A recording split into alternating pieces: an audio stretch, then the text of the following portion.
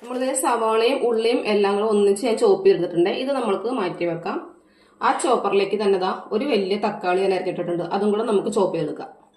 തക്കാളിയും ചെറുതായിട്ട് ചോപ്പ് ചെയ്തെടുത്തിട്ടുണ്ട്. ഇനി നമ്മൾ ആദ്യം എടുത്ത് വെച്ചിരുന്നില്ലേ പച്ചമുളകും ഇഞ്ചിയും വെളുത്തുള്ളിയും, ഇത് നമുക്ക് മിക്സിയുടെ ജാറിലിട്ടൊന്ന് ചതച്ചെടുത്തിട്ട് വരാം. വെളുത്തുള്ളി ഇഞ്ചിയും പച്ചമുളകും നല്ലപോലെ ചതച്ചെടുത്തിട്ടുണ്ട്. നമ്മളിതാ 1 കിലോ ചിക്കനാണ് എടുത്തിരിക്കുന്നത്. അതിലേക്ക് നമുക്ക് ആവശ്യത്തിനുള്ള ഉപ്പിട്ട് കൊടുക്കാം.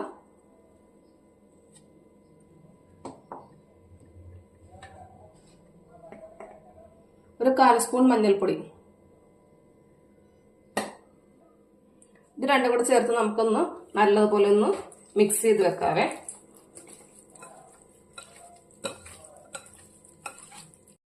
നമ്മൾ വേറൊരു പാൻ വെച്ചിട്ടുണ്ട്. അതിലേക്ക് വെളിച്ചെണ്ണ ഒഴിക്കുവാണേ.